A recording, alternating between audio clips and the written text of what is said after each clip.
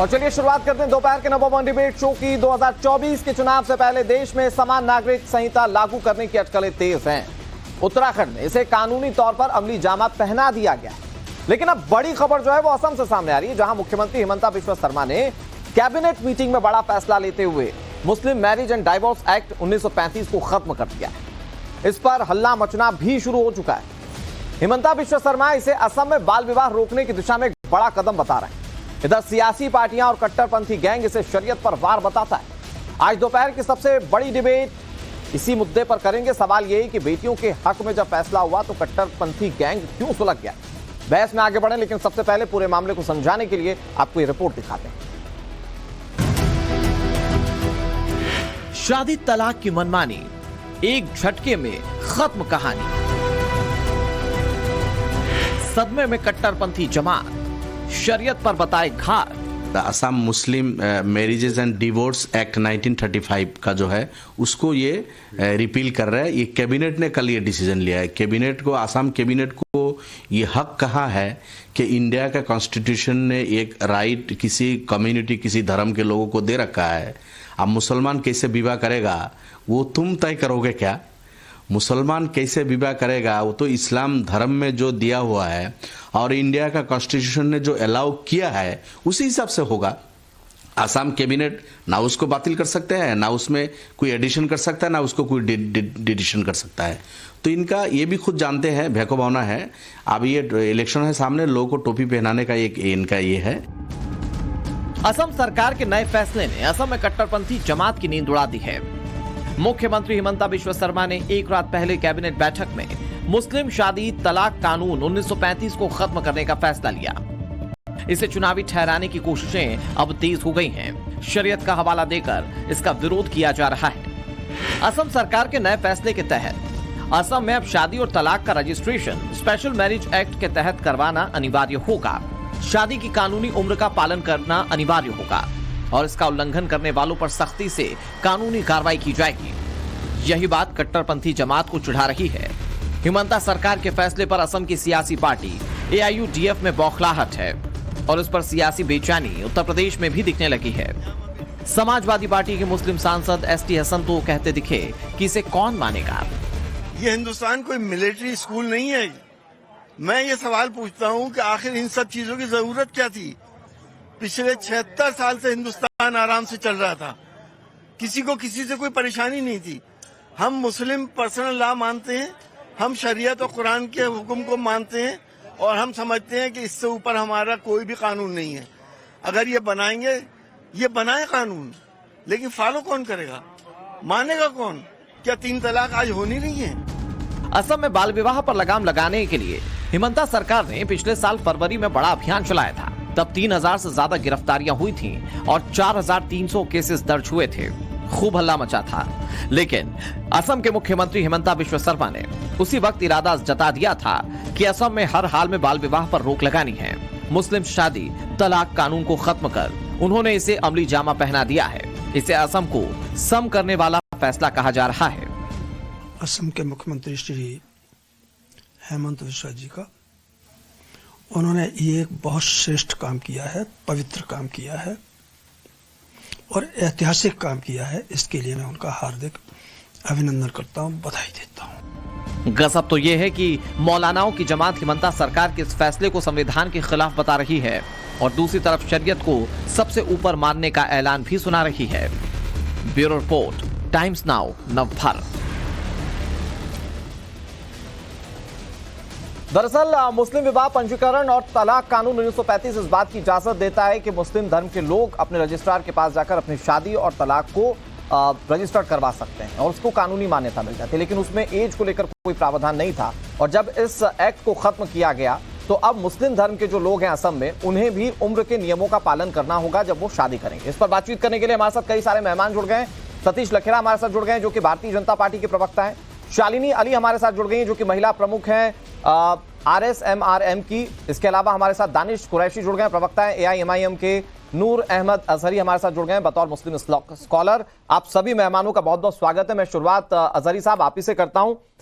Sir, मैं आपको बधाई दे सकता हूं क्या, क्योंकि बाल विवाह की प्रथा को खत्म करने के लिए असम सरकार का ये एक बहुत बड़ा कदम है और इससे महिलाओं को एक आजादी मिलेगी और उम्र को लेकर जो बाल विवाह वाला जो एक प्रथा था उसे रोकने में असम सरकार ने एक बड़ा कदम उठाया। तो क्या मैं इसके लिए आपको बधाई दूं? देखिए, बाल विवाह की कोई प्रथा थी ही नहीं। बाल विवाह पे पहले ही कानून बना हुआ था जो चल रहा था। अब ये 2024 के चुनाव से पहले कुछ बचा नहीं है, तो अब ये इस तरह की बातें लेकर के हमारे सामने पेश की जा रही हैं। आप बार बार, आपका चैनल, अभी मैं आपकी वो सुन रहा था, पूरी कहानी है, आप बार बार चैनल आपका कट्टरपंथी कह रहा है। कभी ये जो हेमंत बिश्व शर्मा है आपके, इन्हें आप कह दीजिए कट्टरपंथी कर दीजिए।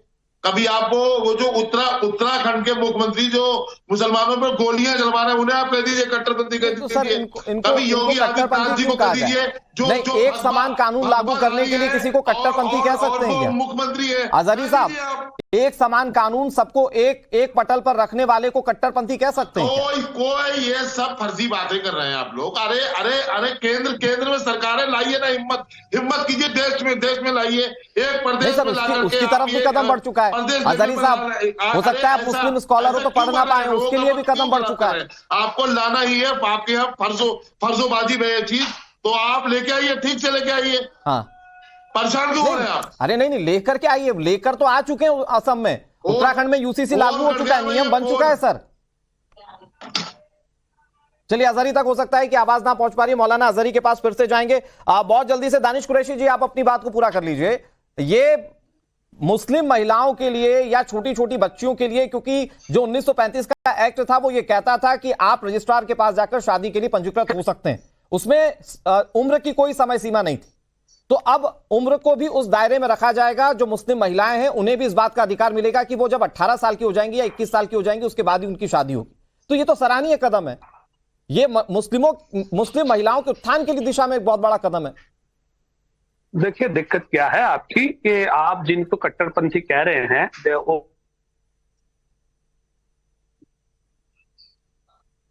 दानिश कुरैशी जी, आवाज आ रही है क्या आपको?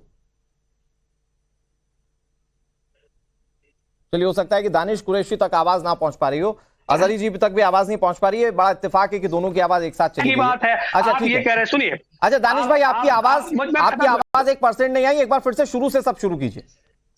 मैं आपको बताऊं, अब आ रही है आवाज? क्लियर आ रही है? हाँ बिल्कुल, अब बहुत क्लियर है, प्लीज बताइए।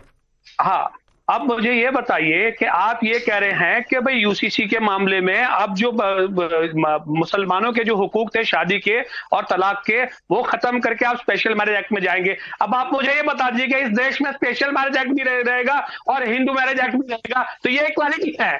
ये इतनी बड़ी नौकरी है, इतना बड़ा मजाक है हेमंत बिश्व शर्मा का कि मुझे शर्म आ रही है उसकी बात सुन के कि इस आदमी को, मुझे लगता है कि लॉजिक ही नहीं है हेमंत बिश्व के पास। क्योंकि अगर वो ये कह रहा है कि स्पेशल मैरिज एक्ट में आप जाइए, तो भाई स्पेशल ही क्यों जाने की जरूरत है? फिर कॉमन ही लाइए, आप तो समझ में आ जाएगा। नहीं, वो कह रहे हैं 2026 तक बाल विवाह को रोकने के लिए वो कानून लाने की बात कह रहे हैं।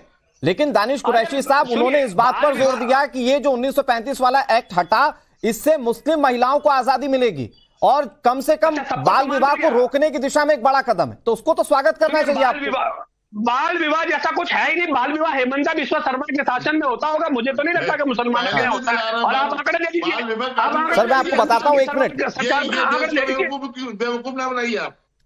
सर, पहली बात तो ये अजहरी साहब की पहले प्लीज हिसाब किताब से बात कीजिए, भाषाई मर्यादा को मत भूलिए, यहाँ सबको भाषाई मर्यादा तोड़ना आता है।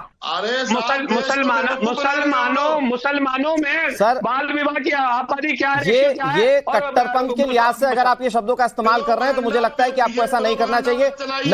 मैं दानिश भाई सिर्फ आपको एक छोटी सी बात पर कंक्लूड कर देता हूं। पिछले साल इसी वक्त में असम सरकार ने बाल विवाह को रोकने के लिए कई सारे कदम उठाए थे। उस वक्त सारे धर्म के लोगों में से गिरफ्तारियां हुई थी और ज्यादातर गिरफ्तारियां जो हुई थी वो मुस्लिम धर्म की हुई थी।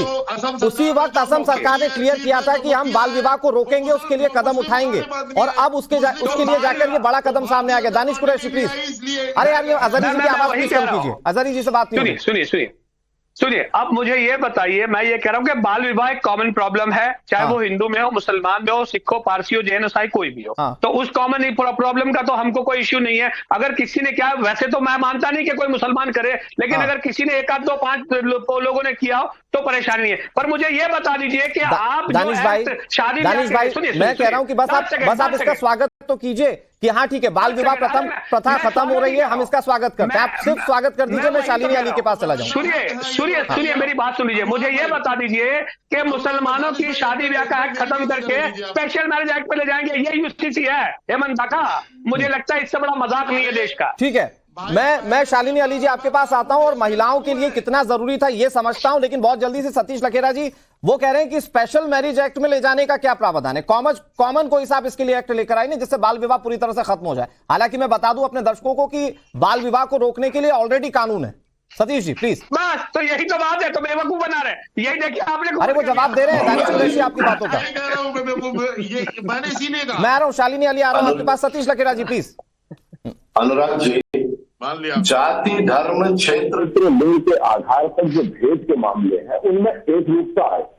पूरा देश एक सिस्टम से चले, जो हमारे नागरिक कानून है, जो हमारे रिचुअल्स हैं, वो तो चले, और जो व्यवहारिक रूप से साइंटिफिक रूप से जिस तरीके से शरीर का विज्ञान है और जो वैज्ञानिक है कि विवाह की जो उम्र है उसको धर्म के आधार पर मत जोड़िए। वो चश्मा नहीं उतरेगा इनका, उसमें दिक्कत आएगी। दानिश भाई आऊंगा आपके पास। लड़के की 21 साल और लड़की की 18 साल उम्र हो, इसमें किसका विरोध हो सकता है?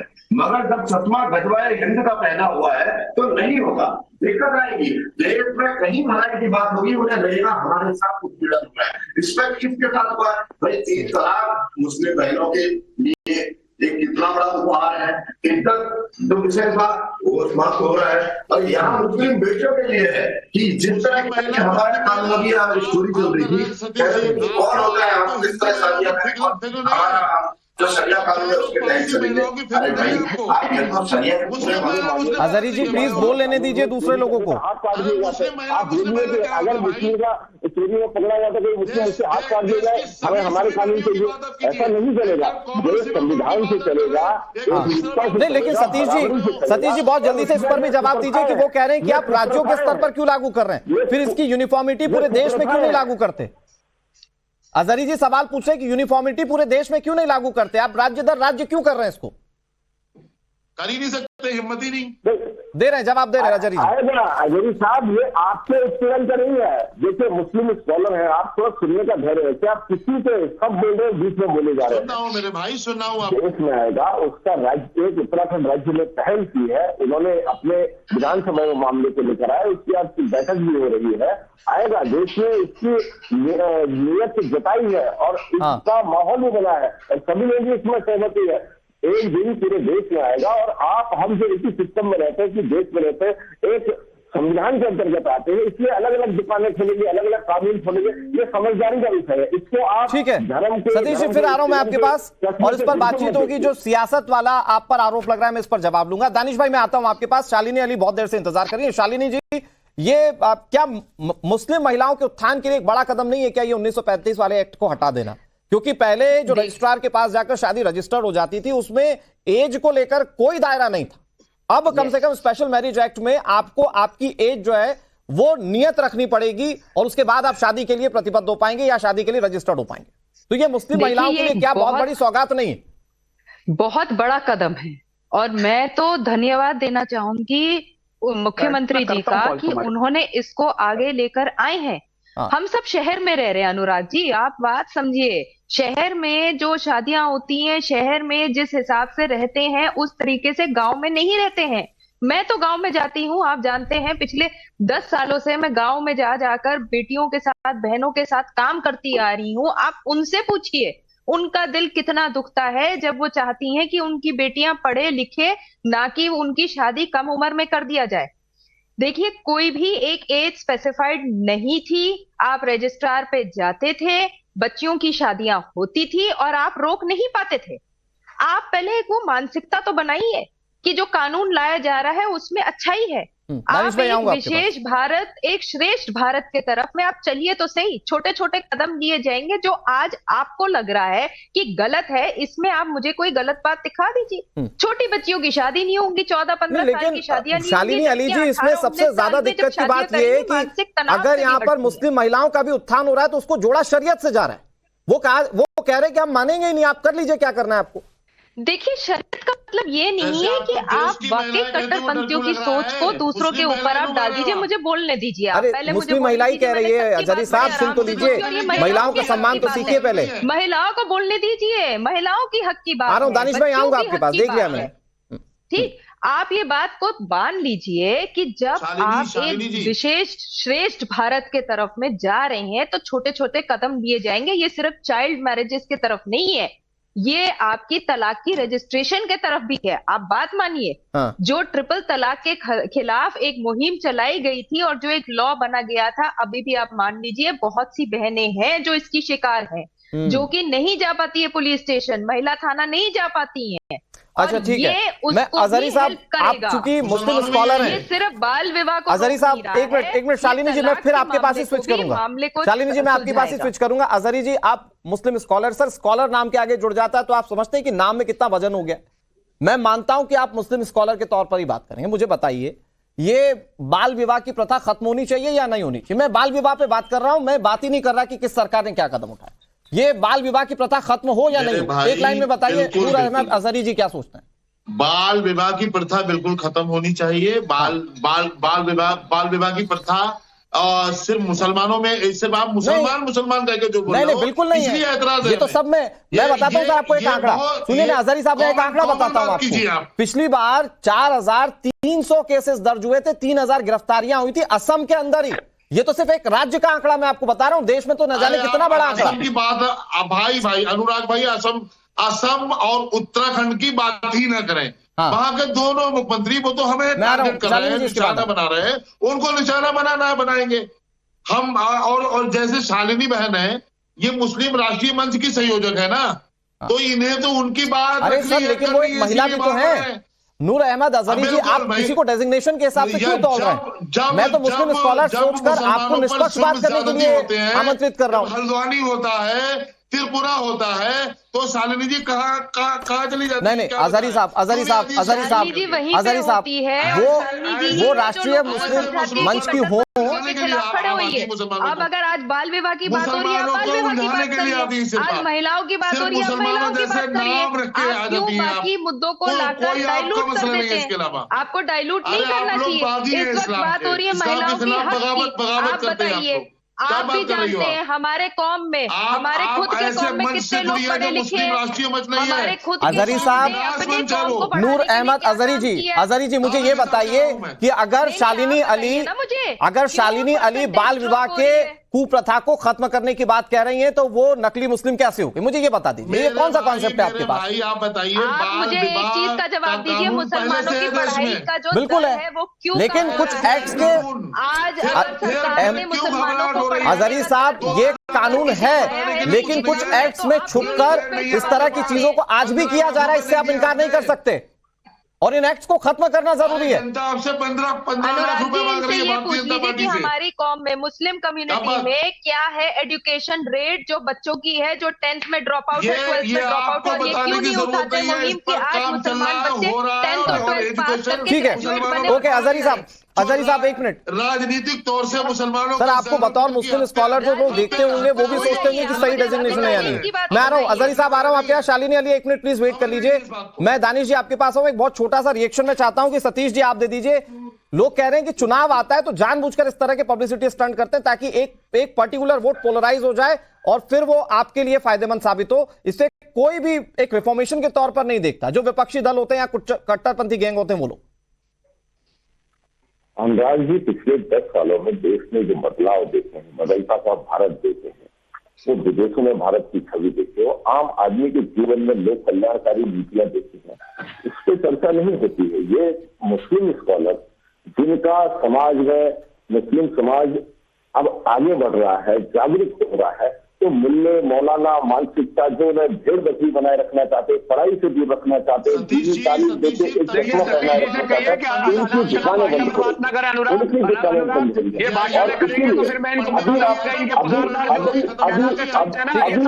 मैं बोल रहा हूँ दानिश सतीश जी मैं कहूंगा कि जिन चीजों से दूसरों का आपत्ति हो प्लीज आप उनसे बचें।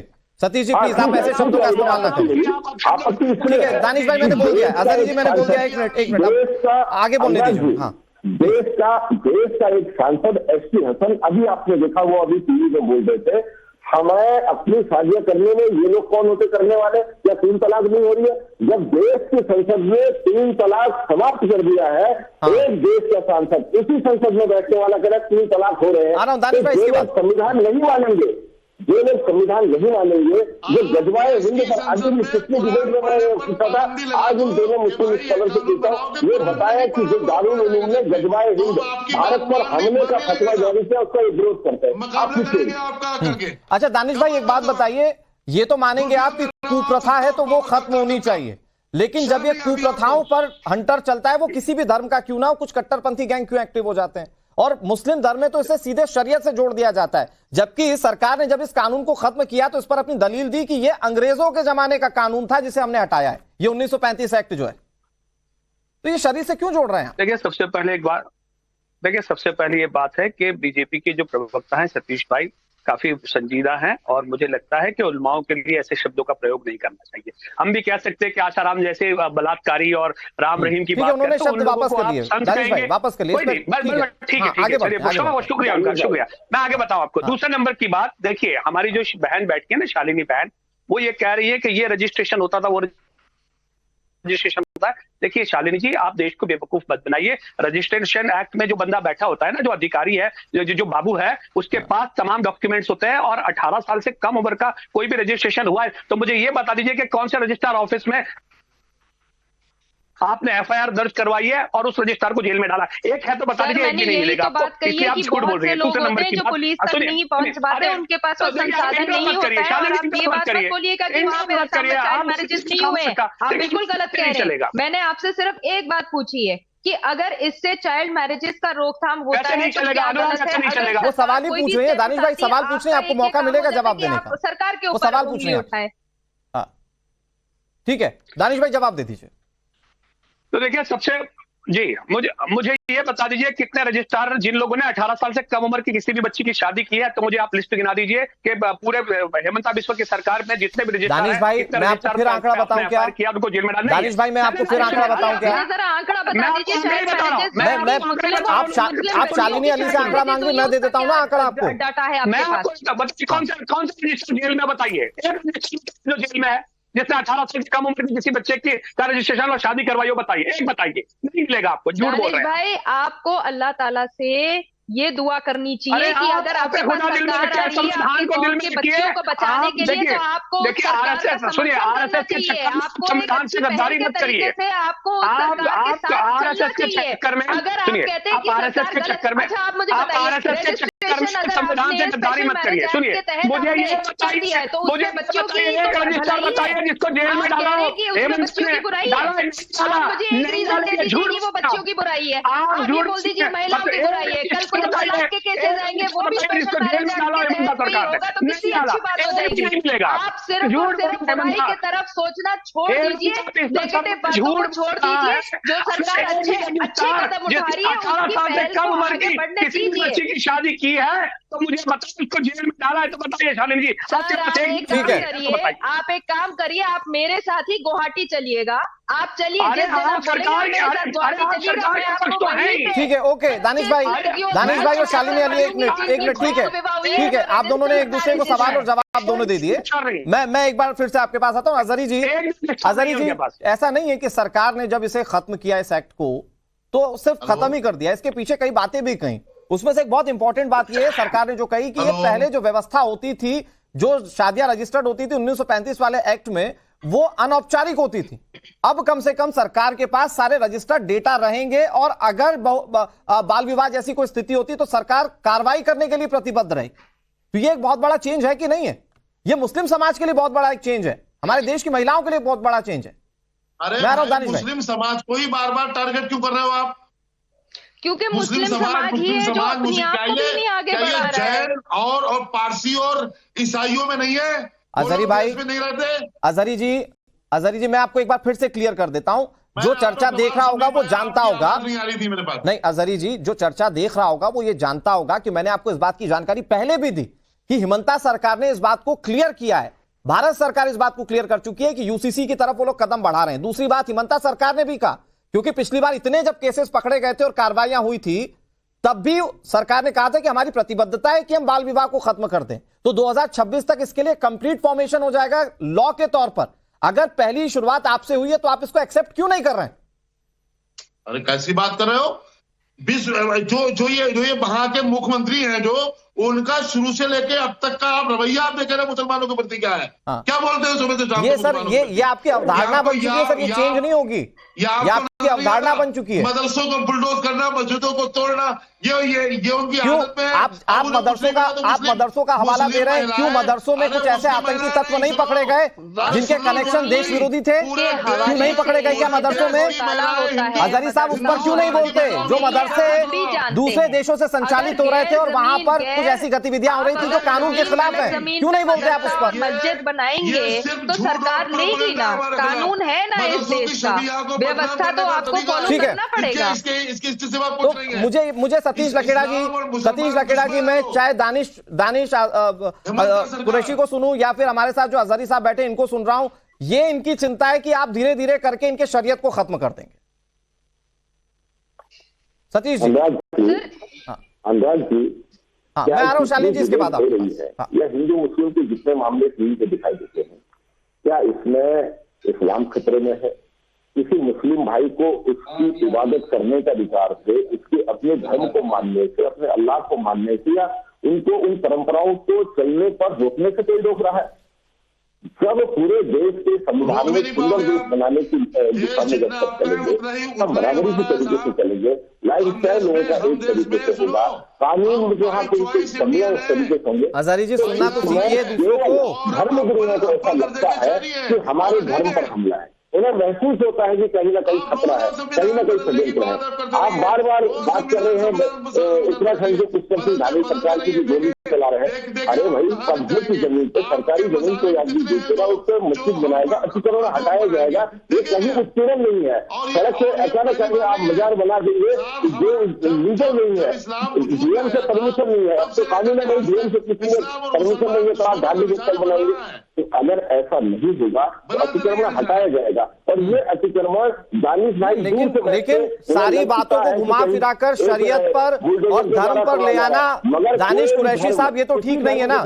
जहां पर विरोध होता है वहां विरोध कीजिए, लेकिन जहां पर समर्थन करना चाहिए वहां तो समर्थन होना चाहिए। दानिश कुरैशी जी, मैं आ रहा हूं आपके पास। शालिनी अली कुछ कह रही है। शालिनी अली, लेकिन ये समझ में नहीं आता है कि ये सारी जो धर्म को खत्म होता हुआ देखते हैं, ये दानिश कुरैशी या फिर जो मौलाना जी हमारे साथ बैठे हुए, यही क्यों देखते हैं? आप क्यों नहीं देख पाती कि आपका धर्म खतरे में या आपकी शरीयत खत्म हो रहा है?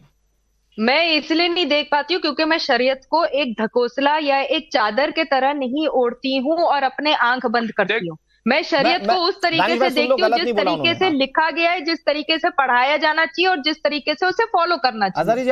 आप ये देख लीजिए, जब इन्हें लड़कियों की शादियां करवानी होती है तो ये शरीयत पे आ जाते हैं, जब इन्हें तलाक दिलवाना होता है तब ये शरीयत पे आ जाते हैं, पर जब तालीम दिलानी होती है तब ये शरीयत पे नहीं आते हैं। जब असम में ही गवर्नमेंट एडेड मदरसास बंद हुए थे, उसका एक रीजन था कि उन मदरसाओं में गलत गतिविधियां हो रही थी, और इसीलिए ताकि बच्चे सिर्फ और सिर्फ दीनी तालीम पर नहीं रहे, वो दुनियावी तालीम ले। आप क्या गए असम में? आपने गुवाहाटी में प्राइवेट एडेड मदरसास देखे? क्या क्या सब्जेक्ट्स है वहां पे? फिजिक्स, केमिस्ट्री, बायोलॉजी, साइंस, बच्चे वहां पढ़ रहे हैं उन मदरसाओं में। दानिश भाई, 10 सेकंड आपके पास। सारे लोग थे जो कट्टरपंथी बनके हेमंत जी के अगेंस्ट हो गए थे कि मदरसा बंद हो। मैं तो सिर्फ इतना ही कहूंगा कि एक बात समझ लीजिए, यूसीसी के नाम पर अगर ये कहा जा रहा है कि भाई इस तरीके का शादी का जो एक्ट है मुसलमानों के लिए खत्म कर दिया जाएगा, तो हिंदू मैरिज एक्ट और स्पेशल मैरिज एक्ट किस तरह से इक्वल होंगे? मुझे ये बता दीजिए। इसका जवाब ना तो सतीश जी के पास है, न शालिनी जी के पास है, न किसी के पास है। मुझे ये बता दीजिए कि फिर कॉमन एक्ट क्यों नहीं है? नहीं, उस दिशा में कदम उठा रहे हैं, उस दिशा में दानिश भाई कदम उठा रहे हैं, लेकिन मुझे लगता है कि आज इस बात पर ज्यादा चर्चा होनी चाहिए कि अगर सरकार इस बात पर एम्फेसिस कर रही है कि जो छोटी बच्चियां हैं जिनकी शादी करवा दी जाती थी और उसे एक एक्ट के प्रावधान के साथ लाकर लीगल घोषित कर दिया जाता था, कम से कम उसे खत्म करते हुए एक बड़ा रिफॉर्मेशन किया गया और शुरुआत कम से कम आपसे हुई है, इस बात का स्वागत होना चाहिए। बहुत शुक्रिया आप सभी मेहमानों का हमारे साथ जुड़ने के लिए, पूरी चर्चा में शामिल होने के लिए। वक्त एक छोटे से ब्रेक का है, ब्रेक के उस पार भी खबरें लगातार जाए।